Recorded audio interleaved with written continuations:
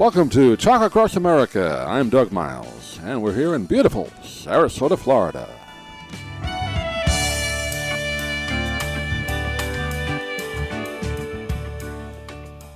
Joining us now on our Book Talk segment, we're going to talk about food, always a good topic, and a brand new book out about two of, I guess, most people's favorite foods. It's called Steak and Cake, and it's a great cookbook, more than 100 recipes to make any meal a smash hit. We're joined today by Elizabeth Karmel. She's the founding executive chef of New York, Washington, D.C.'s Hill Country Barbecue and Hill Country Chicken Restaurants. And you've seen her on the Food Network and other shows, and she joined us on the phone for a few minutes. And Elizabeth, good to talk with you. How are you? I'm great. Thank you so much for letting me talk about steak and cake. Yeah, I always like having folks like yourself that are chefs that put these books out. It's always fun to talk about. And as I said, steak and cake. I don't think there's anybody in the world that dislikes either. Maybe you don't eat as much as you'd like, but nobody dislikes steak or cake, do they? I like to say it's everybody's favorite Saturday night meal.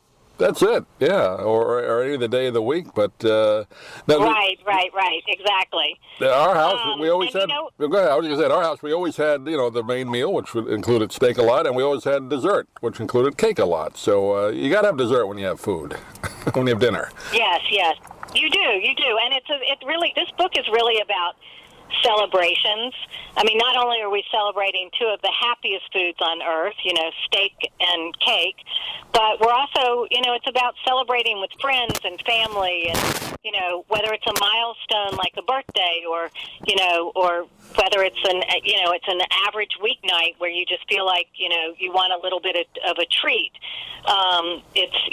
Steak and cake is an instant dinner party. Yeah. I know you talk about it in the book. One of the reasons you wrote it, I guess, because in restaurants, you never really got a steak properly cooked that you liked, or at least not the way you would have liked it particularly. And cake as well isn't always made the way you want it. Is that true? That is true. So there are two reasons I wrote this book. One, I rarely order steak and cake out at a restaurant because I'm always disappointed. And it's true. It's just the truth. And number two, I used to teach a class called Steak and Cake at a cook school in New York City for recreational cooks, and I taught it for many years. It was a big success, and over again, students would come into the class, which was a hands-on class, and they were kind of nervous and anxious because they had never made a steak, never, baked a cake, and after 4 hours of, making their own steak and baking their own cake and eating it, they literally were so empowered that they were walking taller, they were smiling, they were sharing pictures with me of, what they were making once they got home. And I thought, this is so gratifying to see how empowering just this little bit of learning can be that I've got to make a book about it. I guess some people may be a little intimidated when it comes to cooking. I will start with steak first, because there's so many cuts of meat, and you want to cook it the right way. I guess a lot of people feel they have to have more knowledge about it than they really need to, right? I mean, you can, like you said, you make it simple in the book, but people are a little intimidated, I guess, when it comes to buying steak. Well, you just took the words right out of my mouth. It's buying the steak. Those students didn't even know how to buy a steak. And so because of that, I put together a steak primer grid in my cookbook that has a picture of all of the different cuts of steak in their raw form, and then I created different points, including things that have never been done before, as far as I know. Flavor intensity, because if people don't know, what the steak is, they also don't know what it tastes like.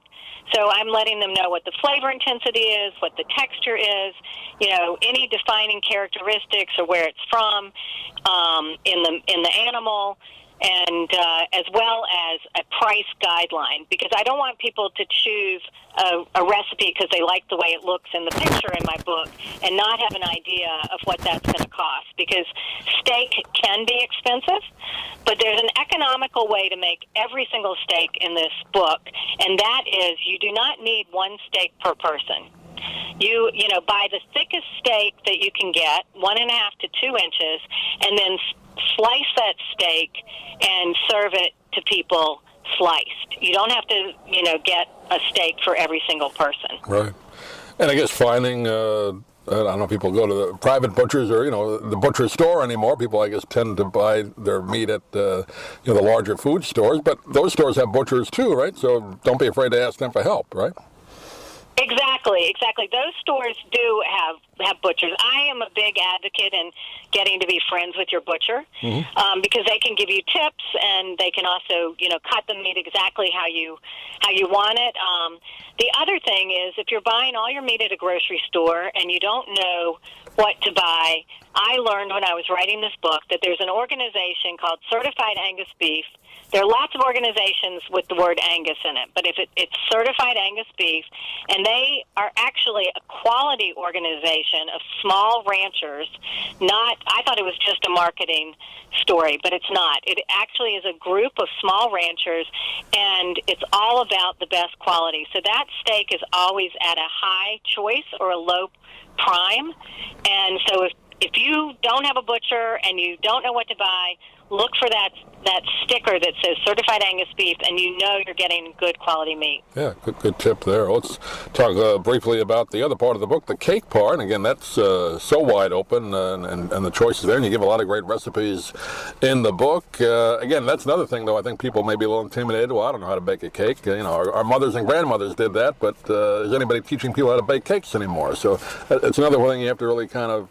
People feel, I guess, they have more knowledge than they really need to, right? Right. Well, you know what? So, as far as the cakes are concerned, I have recipes for the cake novice all the way up to someone who is a great baker. And the Tex-Mex chocolate sheet cake is one of the cakes that I had in my original class, and that is a great cake for somebody who's never baked a cake before, because you basically heat up all the ingredients on the stove and add the flour to it. It's almost impossible to mess it up. I've never seen anyone mess it up.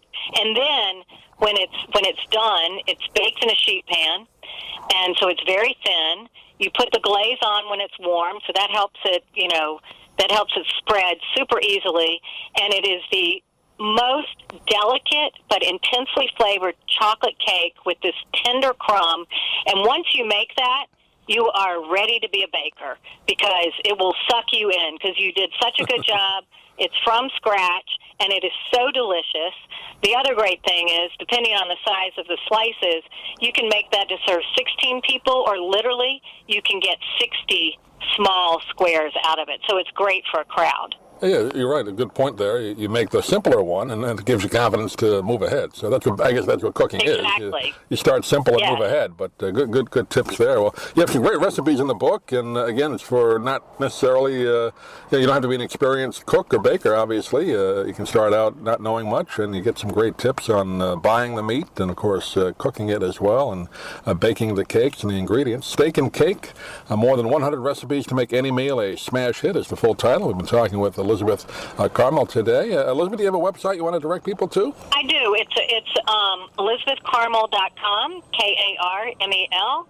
I also have a website called Girls at the Grill, and you can find me on Facebook and Instagram and under Elizabeth Karmel, and on Twitter I'm at Grill Girl.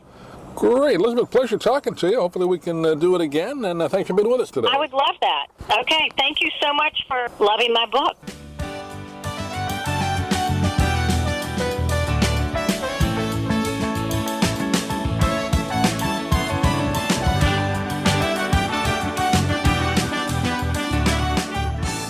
Thank you for joining us today on Talk Across America. Please visit our website at dougmilesmedia.com for more great interviews and content. And if you're interested in any of the books we talk about on the program, please click the Amazon link on our website. It helps support the podcast. Thanks for listening. We'll see you again real soon here from beautiful Sarasota, Florida.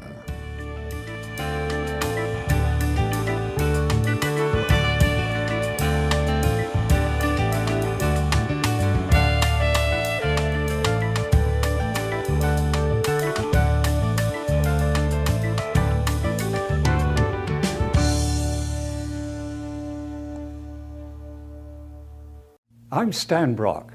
30 years ago, I formed Remote Area Medical to help people overseas.